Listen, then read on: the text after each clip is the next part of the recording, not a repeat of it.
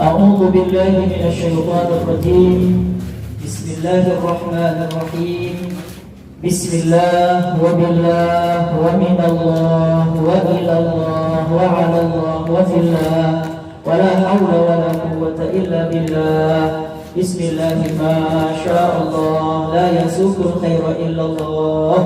بسم الله ما شاء الله لا يصرف السوء إلا الله.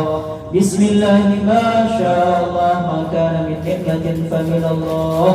بسم الله ما شاء الله ولا حول ولا قوة إلا بالله.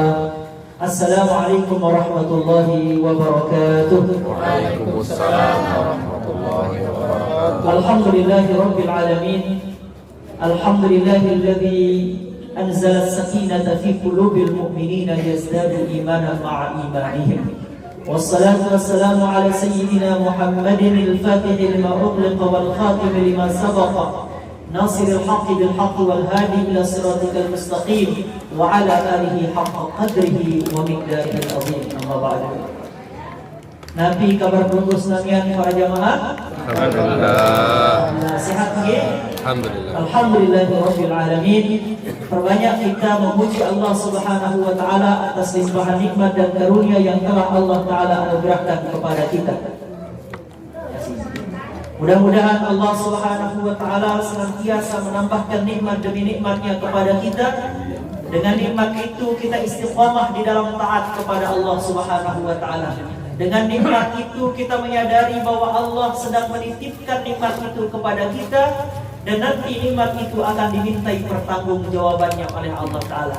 Kadang-kadang nih banyak orang, banyak ustaz, banyak dai mengatakan bahwa Allah Ta'ala memberikan kalian semua nikmat gratis katanya. Bernafas itu gratis, ya enggak? Ada yang bilang begitu, bernafas itu gratis, menikmati nikmat Allah itu gratis. Ternyata tidak ada sesuatu yang gratis. Jadi Allah Subhanahu wa taala tidak pernah menggratiskan hidup ini untuk manusia, tidak. Tapi Allah Subhanahu wa taala memberikan kita hidup, bahkan setiap napas kita yang berhembus itu akan dimintai pertanggungjawabannya di hadapan Allah. Setiap detik yang kita lewati dalam hidup ini, setiap hembusan nafas kita akan tiba masanya dipertanggungjawabkan di hadapan Allah. Oleh karena itulah ada satu hari nanti dinamakan dengan Yaumul Hisab. Nah, jadi satu hari dinamakan Yaumul Hisab, yaitu hari di mana kita dihisab di padang mahsyar, ditimbang amal kebaikan dan ditimbang amal keburukan kita, maka barulah akan menentukan di mana kita nanti, di dalam surga ataukah kita masuk ke dalam neraka. Maka perbanyak bersyukur, gunakan nikmat Allah ini untuk taat kepada Allah. Salawat serta salam kita haturkan untuk baginda Nabi besar Muhammad sallallahu alaihi wasallam. Allahumma shalli wa sallim wa barik alaihi. Mudah-mudahan kita semua senantiasa dapat menghidupkan amal baginda Nabi dan tidak lupa bersalawat untuk baginda Nabi besar Muhammad sallallahu alaihi wasallam. Yang ceritakan satu kisah. Dahulu kala ada seorang ulama terkenal, ulama masyhur. Nama beliau adalah Imam Hasan Al-Basri. Siapa namanya? Imam Hasan Al-Basri. Sering dengar? Pernah dengar? Pernah dengar. Imam Hasan Al-Basri itu adalah merupakan pemuka ulama Ahlus Sunnah wal Jamaah. Jadi Imam Hasan Al-Basri itu hidupnya di satu tempat dinamakan dengan Basrah. Basrah itu di Irak sekarang ya. Irak itu ada Kufah, ada Basrah. Nah, beliau hidup di Basrah sehingga nama beliau Hasan Al-Basri karena beliau lahir di Basrah. Beliau ulama yang sangat luar biasa. Kemana-mana beliau itu sering membawa tasbih seperti ini. Ketika beliau ditanya, wahai Imam Hasan Al-Basri, kenapa engkau kemana-mana membawa biji tasbih? Tasbih itu dibawa. Beliau mengatakan, innaha mudzakiratun billah. Sesungguhnya tasbih ini dapat mengingatkan kita kepada Allah. Dapat mengingatkan kepada Allah. Ada orang maksiat bawa tasbih sambil zikir, la ilaha illallah. Nabi mabuk, ada enggak? Enggak ada. Nah, jadi beliau kemana-mana bawa tasbih. Suatu ketika di dalam tidur beliau bermimpi.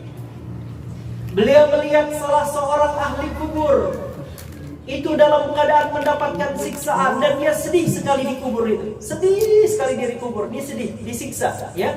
Mendapatkan penyiksaan di alam kuburnya dan dia mengalami kesedihan yang sangat dahsyat. Sampai kemudian terbangunlah kemudian Imam Hasan Al-Basri itu dari tidurnya. Lalu kemudian keesokan malamnya beliau kembali lagi tertidur dan bermimpi. Mimpinya sama, mimpi menyaksikan orang tersebut di dalam kuburnya tapi berbeda keadaan. Kalau tadi disiksa, dia dalam keadaan sedih, dia dalam keadaan merintih kesakitan karena siksaan yang ada dalam kubur. Tapi anehnya pada malam itu Al-Imam Hasan Al-Basri bertemu dengan orang itu dalam keadaan dia bahagia di kubur. Maka kemudian Imam Hasan Al-Basri bertanya, loh, kok cepat sekali keadaan kamu berubah? Kemarin malam saya ketemu kamu dalam keadaan kamu nangis dan bersedih karena azab Allah. Kenapa malam ini kamu begitu bahagia? Waalaikumsalam warahmatullahi wabarakatuh. Apa jawaban dari orang yang ditemukan beliau di dalam kubur? Wahai Tuhan, kemarin ini ada orang yang mampir ke makbarah kami. Ada orang datang ziarah kubur. Dan ternyata orang yang ziarah kubur itu membaca satu salawat, yang mana dengan bacaan satu salawat itu kami semua seisi kuburan ini mendapatkan syafaat karena salawatnya orang tersebut yang datang berziarah ke kuburan kami. Lalu kemudian Imam Hasan Al-Basri bertanya, apa bunyi salawat orang yang datang itu ke kuburan sehingga dengan salawat orang itu kalian semua mendapatkan syafaat? Waalaikumsalam. Maka penghuni kubur itu mengatakan, orang itu membaca Allahumma salli ala Sayyidina Muhammadin tibbil qulubi wa dawaiha wa afiyatil abdani wa shifaiha wa nuril absari wa diyaiha wa ala alihi wa sahbihi wa barik wa sallim. Itu bunyi salawat yang dibaca orang yang ziarah kubur itu pada saat dia datang berziarah kubur. Maka dengan asbab salawat orang itu kami semua dipindahkan dari siksaan mendapatkan nikmat kubur dengan salawat tibbil qulub. Maka salah satu riwayat menyebutkan salah satu kelebihan daripada salawat tibbil qulub itu adalah dapat meringankan siksaan orang yang sedang disiksa di dalam kubur. Siapa yang meriwayatkan? Imam Hasan Al-Basri. Sekarang banyak orang bahkan dibid'ahkan, disalahkan. Salawat tibbil qulub bid'ah, salawat al-fatih bid'ah, salawat nariyah bid'ah, semua salawat dibid'ahkan. Padahal Imam Hasan Al-Basri yang ilmunya luar biasa, diakui kualiannya, diakui keulamaannya, saking tinggi ilmunya, meriwayatkan satu riwayat di mana beliau bermimpi menemukan orang mendapatkan syafaat karena seorang peziarah kubur membaca salawat tibbil qulub. Maka jangan hiraukan orang-orang yang suka menyalahkan amalan kita. Selama itu benar, selama ulama melakukannya, selama itu salawat memuji baginda Nabi, bahkan Allah Ta'ala bersalawat gak kepada Nabi, ini sudah jalan bismillah. Maka jangan tinggalkan salawat. Ya, mudah-mudahan kita semua dapat menghidupkan amal salawat ini. InsyaAllah pada malam hari ini sedikit kita bahas tentang satu nasihat berharga dari Sidi Syekh Abdul Qadir Al-Jilani Qaddasallahu sirrahu sultan aulia dalam kitab beliau Fathur Rabbani ya. Beliau sedikit nih sebelum kita masuk ke materi, sedikit beliau memberi nasihat kepada kita, ya gulam, qaddimil akhirah 'ala dunya fa innaka tarbahuhuma jami'an. Ya gulam, hai anakku. Beliau memanggil kita tuh anak gitu. Ya gulam, hai anakku. Karena anak dalam ruhani, maksudnya anak ruhani. Beliau memanggil kita, ya gulam, qaddimil akhirah 'ala dunya fa innaka tarbahuhuma jami'an. Wahai anakku, dahulukanlah urusan akhirat daripada urusan dunia, karena kalau kamu dahulukan akhirat di atas dunia, maka kamu akan beruntung dalam keduanya. Dahulukanlah urusan akhirat baru kemudian urusan dunia. Kalau itu bisa kamu lakukan, maka kamu akan untung dunia akhirat. Wa idza qaddamta dunya 'ala al-akhirah qasartahuma jami'a 'uqubatan laka. Apabila kamu mendahulukan dunia di atas kepentingan akhirat, maka kamu akan rugi kedua-duanya sebagai azab Allah untukmu. Jadi jangan dahulukan dunia daripada akhirat. Sebaiknya mendahulukan akhirat daripada dunia.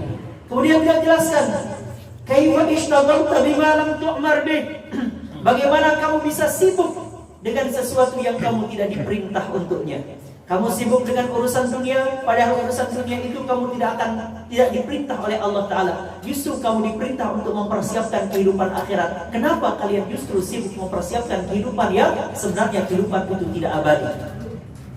Idlam tashtagil bid dunya amadakallahu Ta'ala bil ma'unati 'alaiha. Apabila kalian tidak sibuk oleh dunia, Jangan dipermainkan dunia. Apabila kalian tidak sibuk oleh dunia, maka Allah yang akan menurunkan pertolongan untuk kalian dapat menjalani kehidupan dunia itu dengan baik.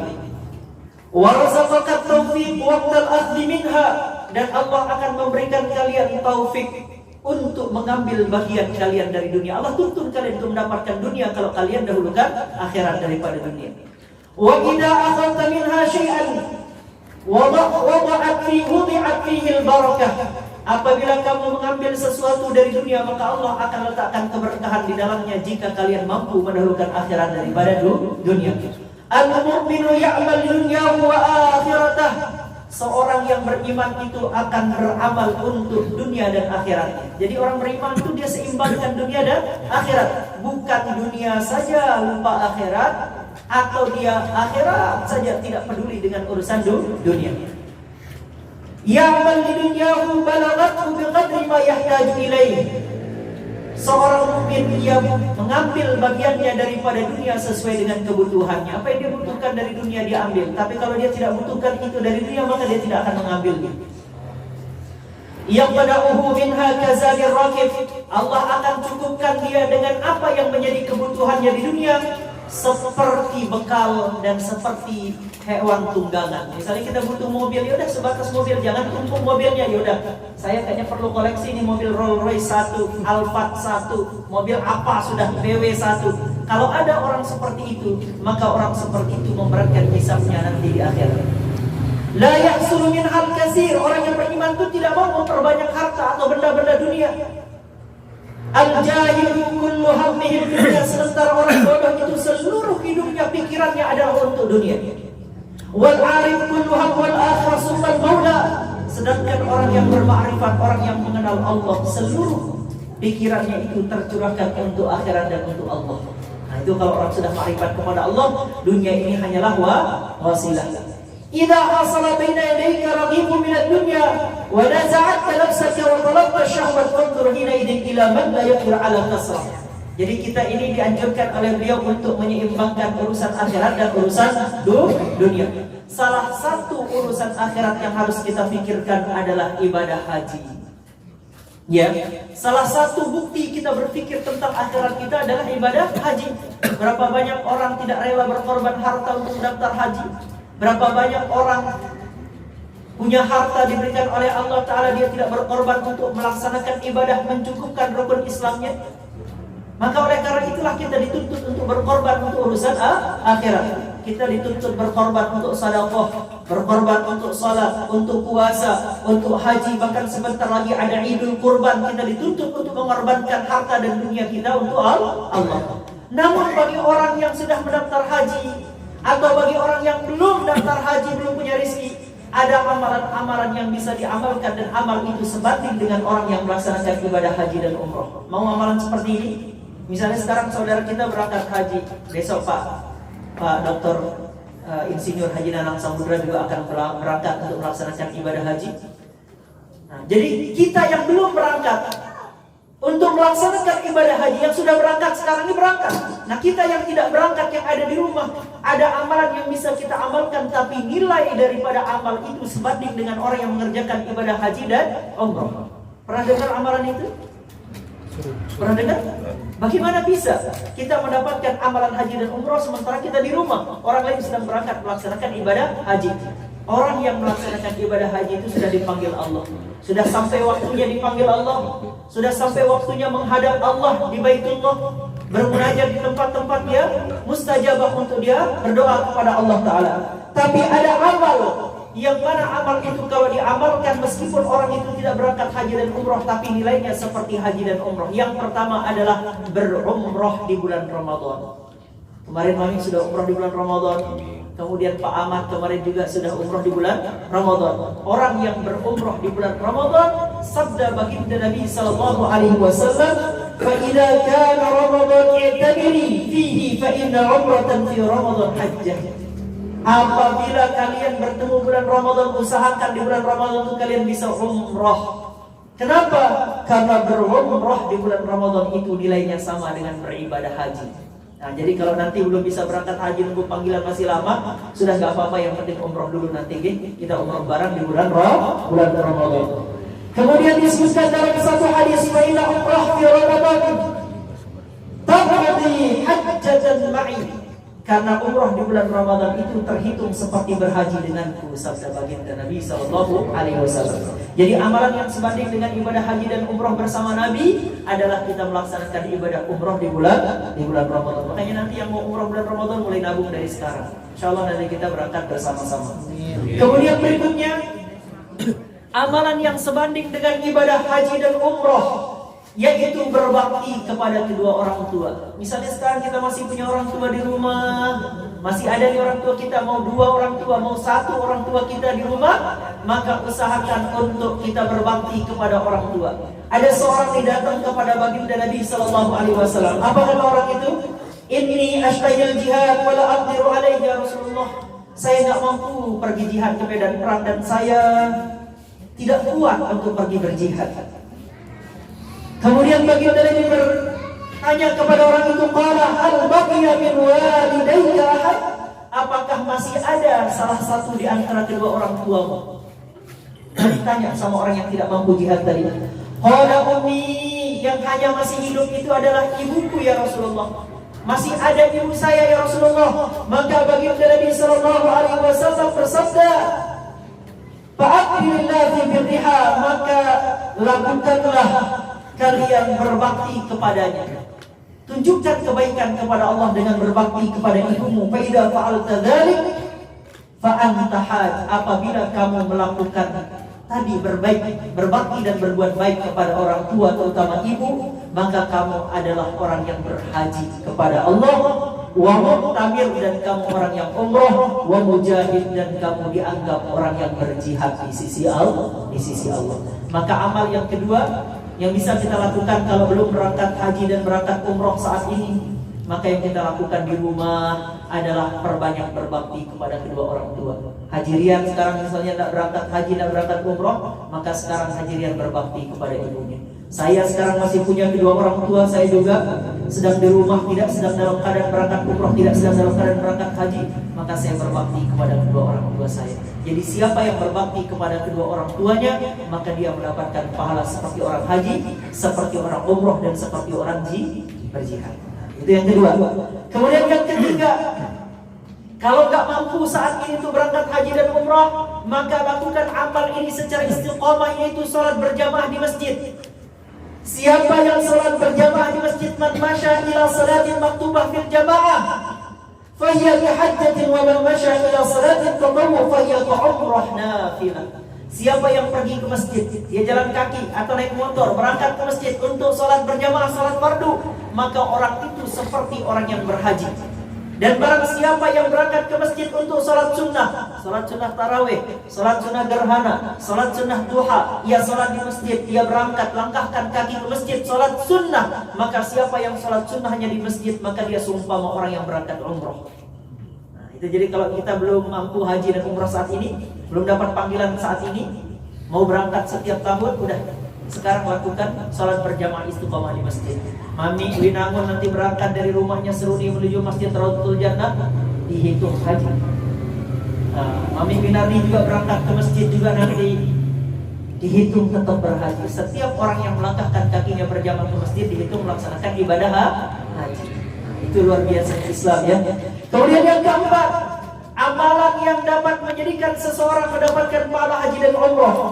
Man shalla salat as-subhi fi masjidin jama'atin yasbutu fihi hatta yusalliha subhat ad-duha kana ka'ajri hajj aw mu'tamir tamman hajjatu wa umratu. Siapa yang salat subuh di masjid, dia salat subuh di masjid, selesai salat subuh dia tidak pulang, selesai salat subuh dia tidak tidur, dia tetap iktikaf di masjid, dia ngaji, atau dia mungkin di masjid itu mendengarkan ilmu majelis ta'lim, atau di masjid itu dia olahraga di masjid, tidak apa-apa dia olahraga di masjid ya. Lalu kemudian ia tidak pulang ke rumahnya sampai datangnya waktu isyraq, waktu syuruk. Lalu setelah itu ia melaksanakan salat duha. Siapa yang salat subuh tidak pulang sampai waktu duha, dia laksanakan salat duha di masjid, maka orang itu mendapatkan pahala haji dan umrah taman secara sempurna. haji yang sempurna, umroh yang sempurna didapatkan orang yang tidak pulang dari melaksanakan salat subuh sampai tiba waktu duha. Itu dia. Jadi ini amalan jangan tinggalkan. Mumpung dekat rumah kita dari masjid. Pak Ahmad rumahnya dekat dari masjid, maka dia tidak usah pulang. Nanti sarapan setelah sholat duha. Nanti kita tidur setelah sholat duha. Kemudian berikutnya, siapa yang melaksanakan amal ini yaitu menghadiri majelis ilmu. Siapa yang hadir majelis ilmu? Man qada ila al-masjid la yuridu illa an yata'allama khairan aw yu'allimah kana lahu kajrihan tamman hajjatuhu. Siapa yang datang ke majelis ilmu tidak ada niat lain kecuali untuk mengambil kebaikan dari ilmu atau mengajarkan ilmu di majelis ilmu itu, maka orang itu mendapatkan pahala haji secara sempurna. Jadi malam hari ini pelunggu datang jauh-jauh dari rumah, tiang datang dari Kelu, ada yang datang dari Seruni, ada yang datang dari Ampenan, ada yang datang dari Mataram. Yang datang ke tempat ini hadir majelis ilmu terhitung di hadapan Allah mendapatkan pahala haji yang sempurna, sempurna. Jadi sebenarnya kita semua ini udah haji di hadapan Allah dengan kita sering hadir di majelis. Kemudian berikutnya amalan yang lain, ini yang lebih mudah lagi. Di mana siapa yang membaca amalan ini, dia akan mendapatkan pahala haji yang sempurna. Pernah datang orang miskin nih. Orang miskin ini datang kepada baginda Nabi. Ya Rasulullah, kami ini sudah kalah amalnya sama orang kaya, katanya. Orang miskin sholat, orang kaya sholat. Orang miskin puasa, orang kaya puasa. Tapi kami kalah. Kenapa? Karena mereka punya harta, dengan harta itu mereka sedekah, mereka bayar zakat. Kami gak bisa ya Rasulullah. Maka baginda Nabi SAW sampaikan kepada sahabat-sahabat yang miskin tersebut, apa kata baginda Nabi? Ala uhadditsukum bi amrin in akhastum bihi adrakum man sabaqakum wa lam yudrikum ahadun ba'dakum wa kuntum khairan man antum baina dhahrani illa man amila mislahu tusabbihuna wa tahmaduna wa tukabbiruna khalqa salatin salasan wa salasin. Baginda Nabi SAW sebutkan pada orang miskin, tadi kamu katakan orang kaya salat, orang kaya puasa, orang kaya pergi haji, orang kaya pergi umrah. Tapi mau nggak aku kasih tahu kata Rasulullah, siapa yang mengamalkan amalan ini maka dia akan melampaui orang-orang itu. Dia akan melampaui orang yang salat, dia akan melampaui orang yang zakat, dia akan melampaui orang yang puasa, dia akan melampaui orang yang haji dan umrah. Siapa yang mengamalkan amal ini maka tidak ada yang bisa mengalahkan amal orang tersebut. Apa amalannya? Baginda Nabi katakan kepadanya, hendaknya kamu bertasbih 33 kali, bertahmid 33 kali, bertakbir 33 kali setiap selesai sholat. Jadi tasbihnya berapa? 33 kali. Subhanallah, subhanallah, subhanallah 33 kali. Alhamdulillah, alhamdulillah, alhamdulillah 33 kali.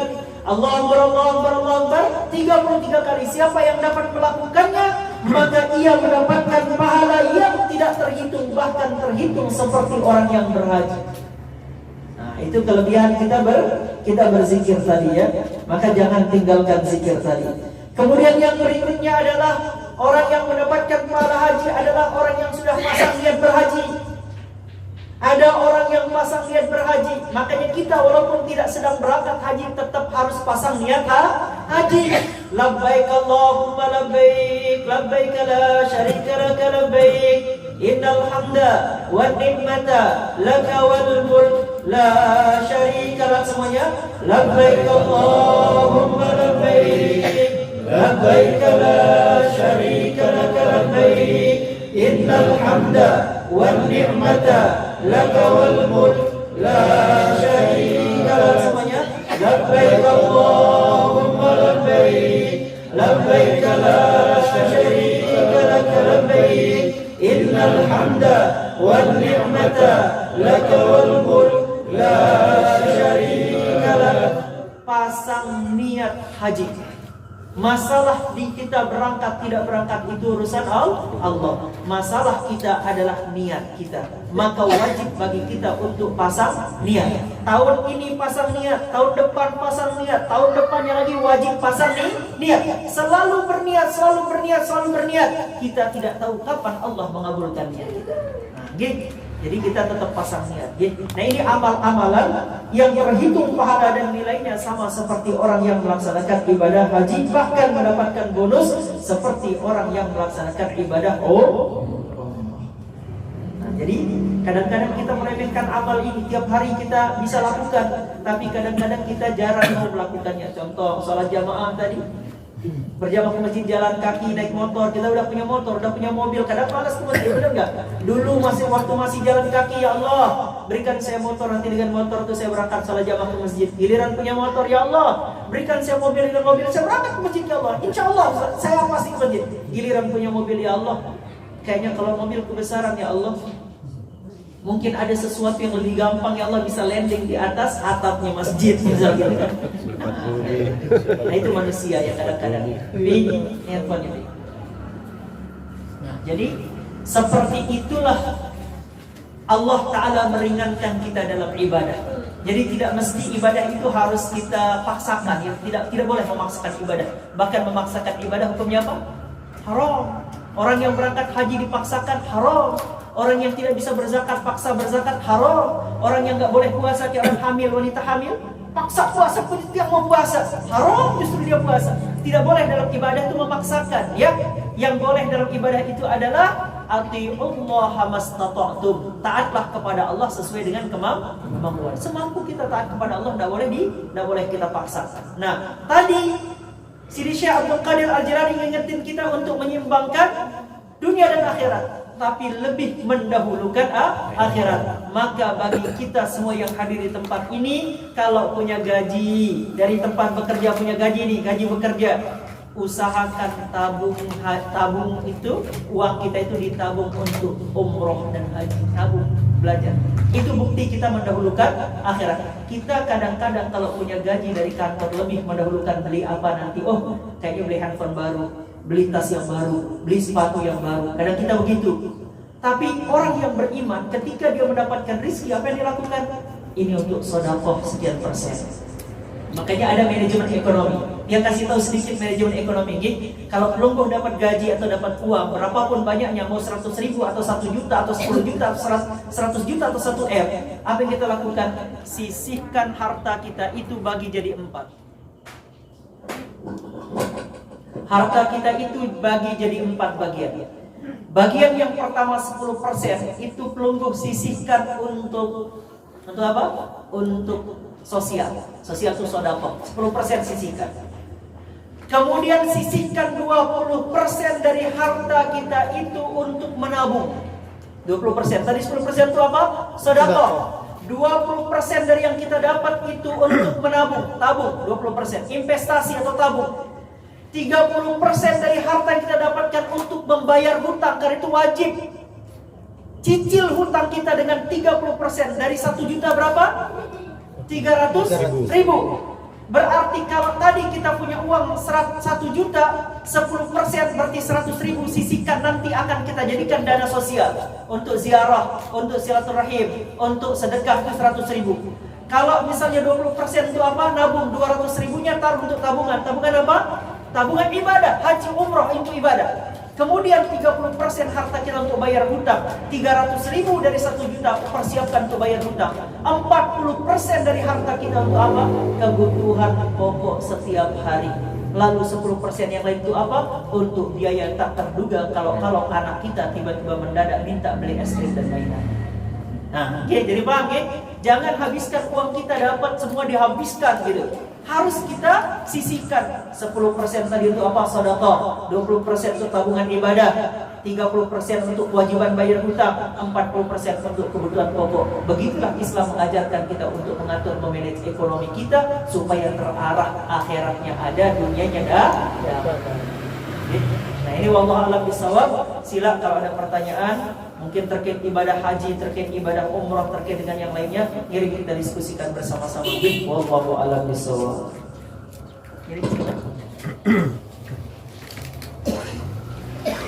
Ini mic-nya. Ini. Sila, kalau ada pertanyaan?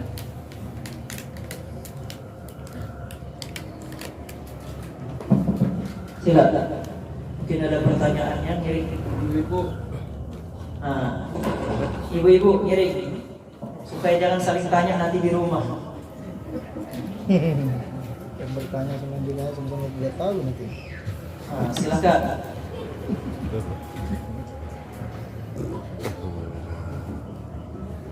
Ada, bismillah.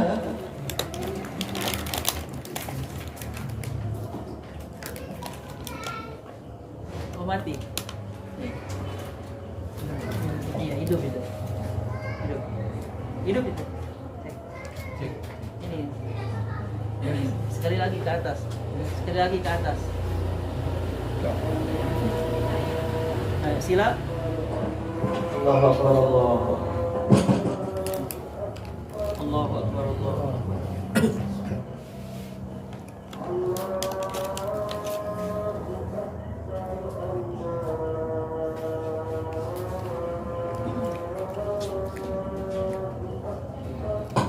Allahu Akbar. Sila.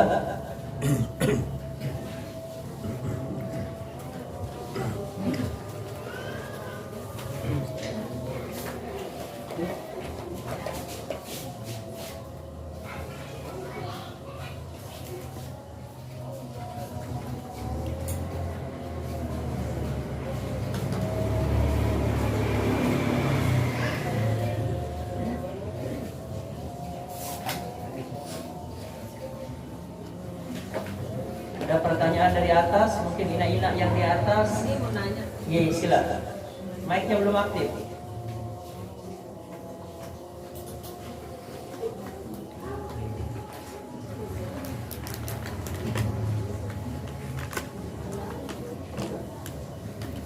Nah, jadi tadi terkait dengan ibadah haji dan ibadah umroh, kita bersama-sama untuk tidak meninggalkan amal tersebut karena amal itu termasuk amal yang mudah untuk kita lakukan, ya. Jadi gampang untuk kita lakukan, sehingga amal seperti itu jangan sampai kita tinggalkan. Contoh kayak tadi kita yang pertama, kalau misalnya belum bisa berangkat melaksanakan ibadah haji, maka kita usahakan umroh, terutama umrohnya nanti di bulan Ramadan. Kemudian yang kedua tadi berbakti kepada orang tua. Yang ketiga berjalan ke masjid untuk melaksanakan salat fardu. Yang keempat tadi menghadiri majelis ilmu. Yang kelima, yang kelima tadi sholat subuh sampai datangnya waktu duha. Yang keenam tadi apa? Membaca subhanallah 33 kali, alhamdulillah 33 kali, Allah Akbar 33 kali setiap selesai sholat fardu. Nah, itu orang-orang yang mengamalkan mendapatkan pahala haji dan umroh. Silakan. Assalamualaikum warahmatullahi wabarakatuh. Waalaikumsalam warahmatullahi wabarakatuh. Tentang haji, Ustaz, mungkin bagi yang lain sudah paham ya, dan tentang sepele sih mungkin bagi saya sangat pakar sekali gitu. Tentang batu, pertama yang saya tanyakan besarnya batu pada saat untuk melempar jumroh itu. Terus yang kemudian berapa jumlah batu yang harus dilempar dan berapa kali pelaksanaan melempar batu itu. Masya Allah. Terus mungkin sekali lagi yang kedua tentang perempuan ke masjid. Kebetulan yang suka suami ke masjid, tetapi ada beberapa yang bilang bahwa perempuan itu lebih baik di rumah, bahkan kalau beribadah lebih baik lagi di kamar. Bagaimana menurut Ustaz tentang perempuan yang ke masjid? Terima kasih. Assalamualaikum. Ini pertanyaan penting semua ya. Hal-hal yang penting kita ketahui juga, yang pertama dalam haji ya, dalam haji, dalam ibadah haji. Itu ada perkara yang disebut dengan rukun haji. Ada yang disebut dengan wajib haji. Ada yang disebut dengan sunnah haji.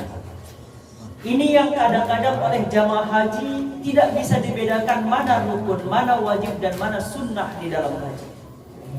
Di dalam rukun itu pun ada, yang pertama kita niat, yang kedua kita ihram, menggunakan pakaian ihram. Kemudian yang ketiga kita tawaf. Tawaf itu tidak semua tawaf itu tawaf rukun, ada tawaf sunnah.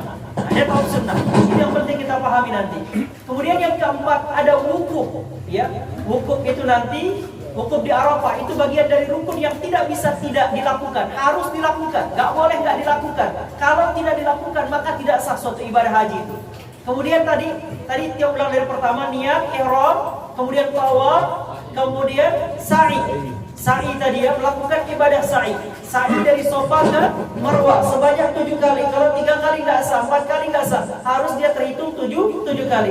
Itu merupakan rukun dan wajib untuk dilakukan secara tertib. Karena tertib bagian dari rukun, nggak boleh misalnya wukufnya belakangan. Misalnya orang sudah wukuf dari tanggal 9 itu orang udah ada di wukuf di Arafah, dia nanti tanggal 11 misalnya wukuf di Arafah, nggak bisa. Nggak boleh ya, ada aturannya di dalam ibadah haji. Kemudian sisa daripada yang itu dinamakan dengan wajib haji. Kalau wajib haji ditinggalkan maka bolehlah orang membayar dam. Nah, paham di sini?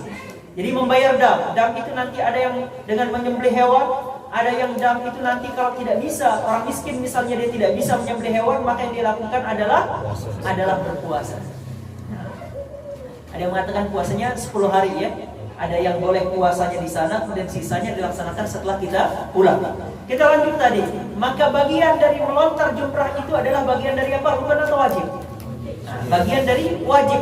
Ketika ada orang uzur yang tidak bisa melakukan lontar jumrah, maka dia membayar dam. Nah, jadi perkara-perkara seperti itu adalah perkara yang hukumnya wajib. Yang ulang tadi, ada yang belum saya sebut dari rukun tadi. Selain rukun sa'i tadi, ulang. Pertama, niat. Kedua, ihram. Ketiga, tawaf. Yang keempat, sa'i. Kemudian wukuf. Yang terakhir ada rukunnya, tahallul.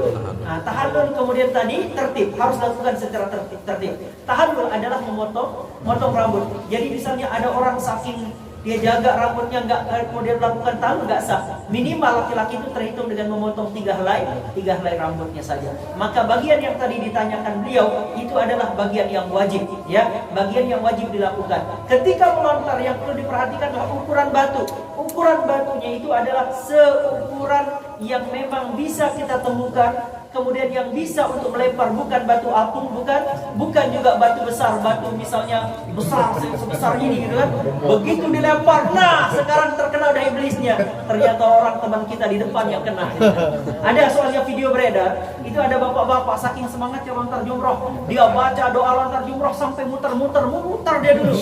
Begitu muter lempar gitu kan. Nah itu ada kayak gitu. Yang dikhawatirkan adalah terkena orang lain dan mencelakakan orang lain. Jadi ukuran batunya pokoknya kita pikirkan ini batunya sedanglah, tidak kemudian kalau dilempar melayang, tidak kemudian kalau dilempar itu akan mengenai orang lain. Itu yang terpenting yang kita pikirkan dalam jumlah lemparan. Ada yang kemudian nanti melempar 7 kali, ada yang melempar ada yang kayak tadi, ada yang wajibnya, ada yang sunnah gitu. Jadi perlu diperhatikan mana yang wajib, mana yang sunnah pada saat kita melakukan lemparan tersebut. Jadi tidak semua tawaf juga hukumnya wajib. Ada kalanya tawaf, misal contoh, selesai kita ihram semua ibadah selesai, sekarang kita untuk dapat mencium Hajar Aswad disunnahkan apa?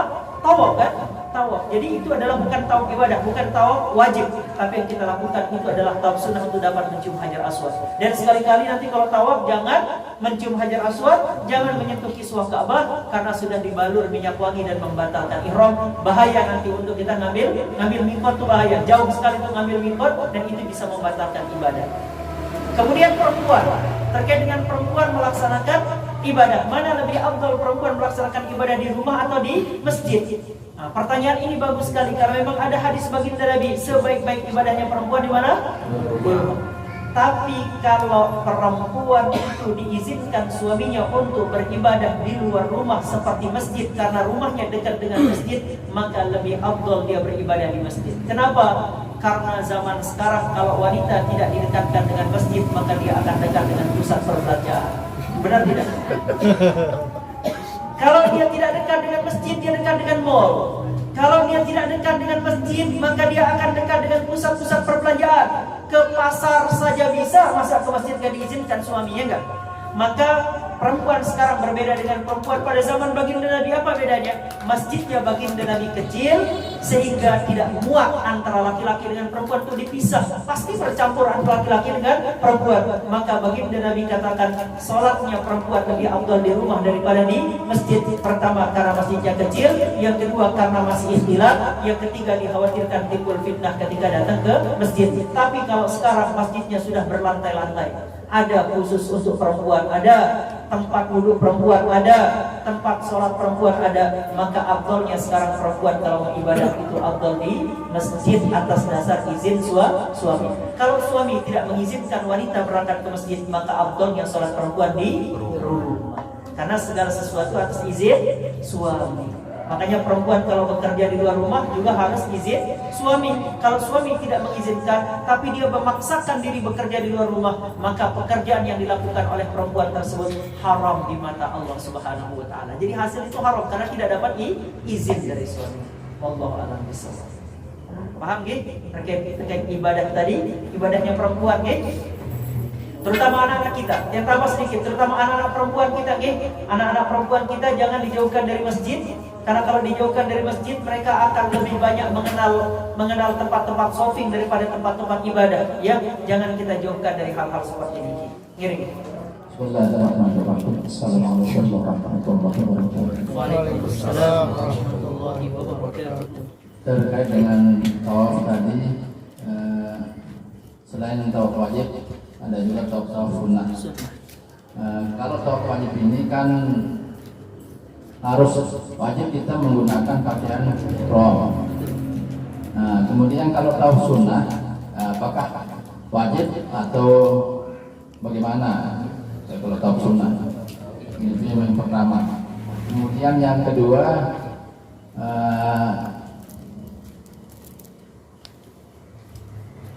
kasus yang baru-baru ini, kasus pesantren Al-Zaitun yang mencampurkan sholat antara laki-laki dan perempuan. Nah, itu menjadi polemik sekarang ini. Tapi sebelum kasus Al-Zaitun ini, dulu juga pernah ada kasus bercampurnya sholat antara laki dan perempuan. Saya masih ingat ketika itu zaman masih kampanye pilpres. Pasangan nomor 2 waktu itu Prabowo Subianto dengan Pak Sandiaga Uno pernah mengadakan tabligh akbar kalau tidak salah di Senayan, di Gelora Bung Karno.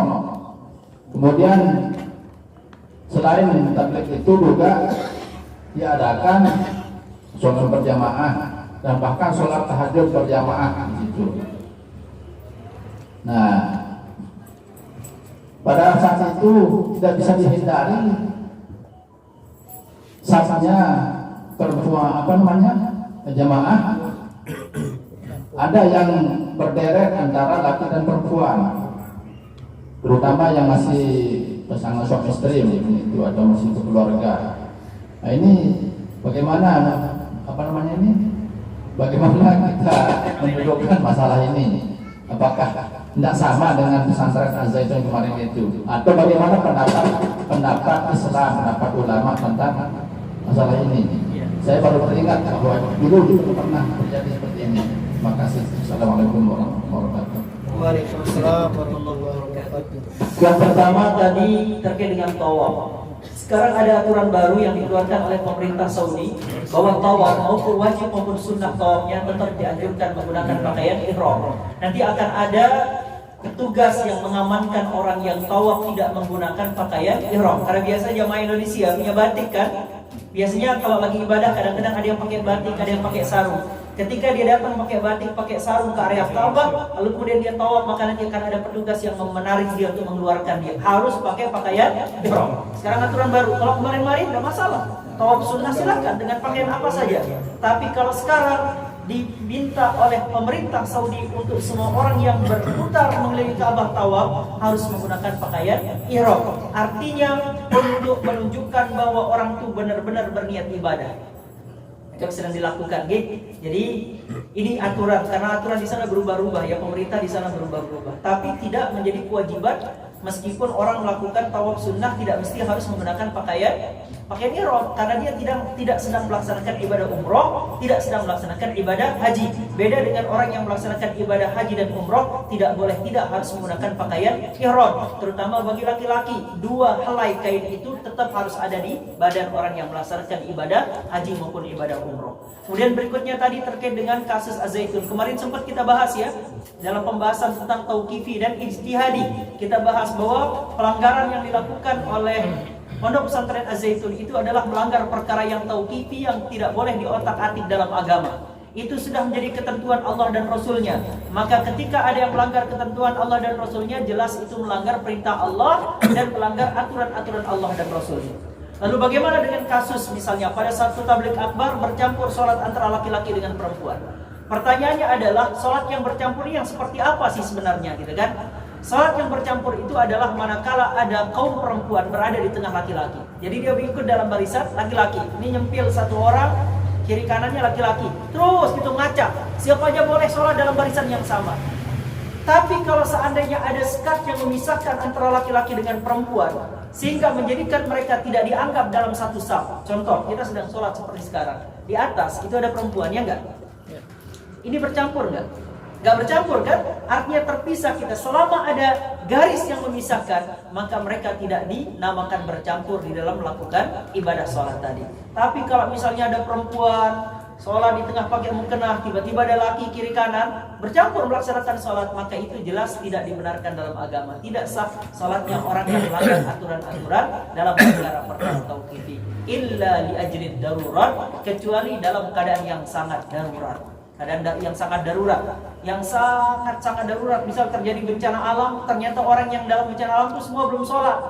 Maka kemudian karena saking takutnya ngatur saf, sudah nggak jelas kiri kanan laki perempuan, gitu kan? Allahu Akbar sholat, dan itu dalam kondisi yang sangat darurat. Ya. Nah, jadi terkait dengan perkara tabligh akbar tadi, itu kalau misalnya ada garis sedikit jarak antara laki dengan perempuan, kaum perempuan, kaum laki-laki, kemudian ada jarak yang memisahkan, maka tidak disebut sholat dalam keadaan bercampur safnya. Bahkan kita sholat kalau misalnya dalam kondisi tabligh akbar itu kan terpisah sebenarnya dari saf, karena mungkin ada taman, ada apa yang memisahkan, kita terpisah, tapi tetap terhitung dalam bagian orang yang melaksanakan sholat berjamaah.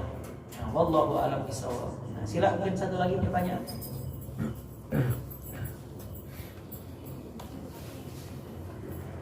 Ada pertanyaan di belakang? Sila. Nah, kemudian insyaallah pekan depan kita akan membahas tentang terkait dengan kurban ya, karena kurban ini perkara yang penting ya. Apakah hanya orang kaya saja yang wajib berkurban? Bagaimana cara berkurban? Bolehkah satu orang berkurban dengan 1 ekor sapi misal, atau banyak orang berkurban dengan 1 ekor saja? Nanti akan kita bahas nih pada pembahasan tentang kurban, apa makna kurban, apa esensi kurban, apa tujuan kurban, seperti apa harusnya berkurban, karena banyak selama ini yang salah dipahami masyarakat, termasuk terkait dengan proses pelaksanaan penyembelihan hewan kurban. Apa saja yang harus dibagi, apa yang tidak boleh diambil, itu semua akan kita pelajari nanti khusus dalam bab kurban ya. Bab kurban, karena kita sebentar lagi akan memasuki Idul Kurban. Sepertinya mungkin sebulan lagi lah insyaallah kita akan beridul kurban insyaallah. Demikian, mudah-mudahan kajian kita pada malam hari ini diberkahi oleh Allah Subhanahu wa taala. Kita tutup dengan sama-sama beristighfar, mohon ampun kepada Allah Subhanahu wa taala. Astaghfirullah Rabbal baraya, astaghfirullah minal khataya, astaghfirullah Rabbal baraya, astaghfirullah minal khataya, astaghfirullah Rabbal baraya, astaghfirullah minal khataya. Aqulu qawli hadza hadallahu wa iyyakum ajma'in ila sabilil muhtadin. Assalamu alaikum warahmatullahi wabarakatuh. Waalaikumsalam warahmatullahi wabarakatuh.